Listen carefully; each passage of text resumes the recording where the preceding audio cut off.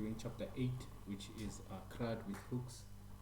So in this chapter, we'll be creating a to-do app using React hooks to provide functionality to create, read, update, and delete the to-do items on our app. So this is what it's going to look like. So the first thing we do, as always, is create our new project using this command here. Then we're going to install the Axios and UUID library using this command. Then we're going to install React Bootstrap with this command here, and then we're going to include the link to use Bootstrap in index.js here, right?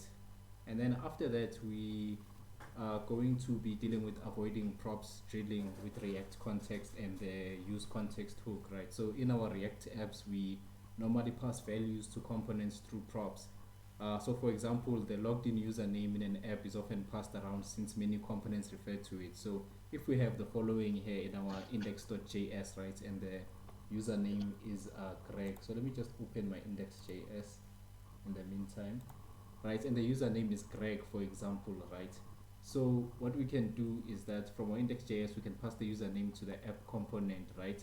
And then in our app.js, we can receive it in the props object, right? And it's going to look something like this, and we get the username, right? So this process of passing data down props to the components that need them is familiar, and it's called props drilling, right? But the problem with props drilling is that when they get passed through unrelated components, for example, if we pass username from index to app to navbar, but then an app is not being used, the props drilling can be a hassle when we need to get through a number of unrelated places to that destination, right? So a solution to this is to use React context, right? So React context allows us to share values to any components in the component tree that ask for those values, right?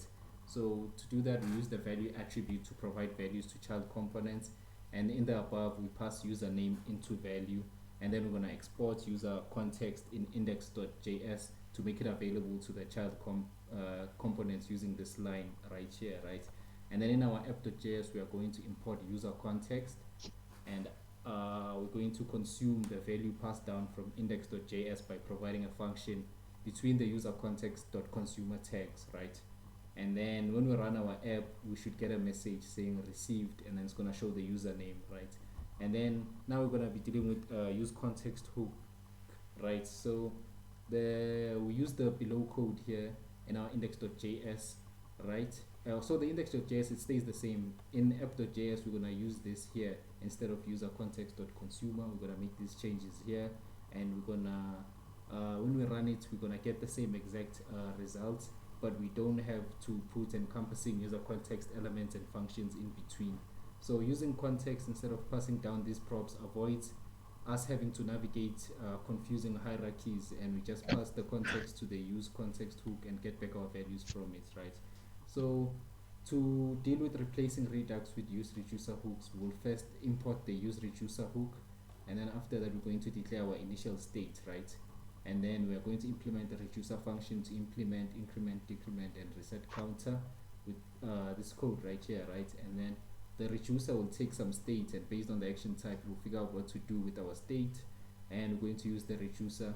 And to be able to use the reducer in our app.js, we're going to make the following changes here, right? And add this to our function, the app function, right? And with this, we feed the reducer and initial state into use reducer, and then use reducer returns the current state, which is assigned to state, right? And it also returns dispatch that we're going to use to dispatch increment, decrement, and reset actions, right? Similar to create, read, update, delete, right? So this is the code basically for the counter app that I just explained right now. But the main thing that we are doing here is the to-do app. So for the to-do app, we want to combine use context and use reducer to make our initial app state. So we're going to combine use context and use reducer to set up the initial state of our to-do app. And in our index.js, we're going to remove what we had before, and we're going to put something like this, right? And that's why it was commented in my code. And in our app.js, we're going to remove everything that we've done, and we're going to define our initial to-do state, right? So as you can see here, this is our initial to-do state, right? It's in this variable here, to-do's initial state. And then we're going to define our to-do's reducer function in app.js. It's this function here, and we're going to pass it in state and action as parameters. And we're going to make the following changes also to our app.js. We're going to import use reducer, and we're going to export to do's context and all these other changes to our function, our app function, right, in our app.js.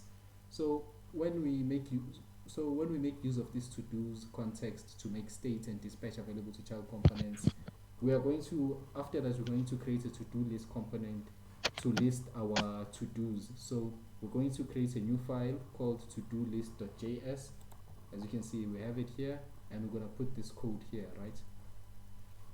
And then after that, we're going to use context, and we're going to pass in our to-dos context as a parameter, and we're going to receive state and dispatch from our app.js.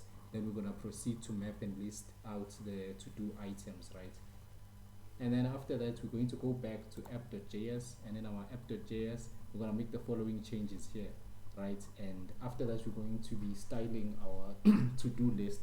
So the first thing, we're going to import the table, and then after that, we're going to add the table to our function, right? And then after that, it will look something like this, right? And now we can implement our CRUD functionality.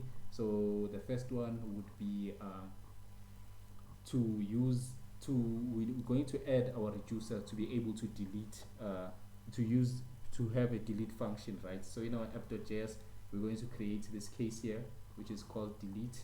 And in this case, we're going to filter through an array, removing the objects we choose to delete, right, using the on-click event listener, right? And if we run our app and we click on delete for a to-do, the to-do will be removed, right? And I will show that later. So if we want to work with the C of our CRUD, right, we want to let users create a to-do. We'll have a form on top of our to-do list component. It's going to look like this, going to say enter to-do, and then we're going to make it work in our to-do list.js, we're going to add the following code here, right? And with this code, we are going to import the form and button component from React Bootstrap to use in our form. We're going to store the user entered to do next in our component with useState, and then we're gonna declare a handle submit where we'll add in more details and bind it to the form's on submit event, right, for the event handling. And then we're going to bind the input controls value to do text state, and that the input control can be cleared after submission, right? So when you submit, the text that you put in there is going to disappear. And then in reducer, we're going to add the following code here, and this code, what it does is that we add in the add case into it, and then we create a new to do object called new to do, and using the imported UUID library, we're going to assign an ID with a unique ID, and we're going to assign the text with the payload from the form submit, right? And then we're going to create a new array with the existing to-dos, and we're going to use the spread operator to add the new to-do to it, right? And then when we run our app, we should be able to put in something, a to-do here in this form. We're going to click submit, and that's going to be added to the table, right? But then now if we want to be able to edit the to-dos that we've added, we're going to add an edit mode and edit to-do to our to-do list local component state. So we are going to also add a button title that when edit mode is true will set to edit, and otherwise it's going to say add, right? So in our edit, we're going to have an on-click event handler, and we're going to set the to-do text to populate the forms field with the selected to-do. Then we're going to set edit mode to true and set edit to-do in state to the selected to-do, right? And then we're going to go to the handle submit function, and in our handle submit function, we're going to make the following changes. As you can see here, we have this if else block here where we check if edit mode is true, and then we're going to dispatch the edit action with the change to do payload, right? And then in our app.js, when we go back there, our edit action type in our to-dos reducer, we're going to add the following code. So this is edit here. As you can see, these are the changes that we make. And then after that, this is just what the code is supposed to look like after it's all said and done. And what it's going to look like if I go to my browser and open it, this is what we have. And then I can say maybe record chapter 8, right? And then I say add, right? And then if I want to change it, I can click on edit, and then you see it comes back here, and I can say maybe chapter 9, and then you see it no longer says add, it says edit now, and then it changes. And after I'm done with chapter 9, I can delete and it's gone, right? And yeah, that is it for chapter 8. I was the driver and Vhukhudo was the navigator. Thank you. Bye bye. Thank you.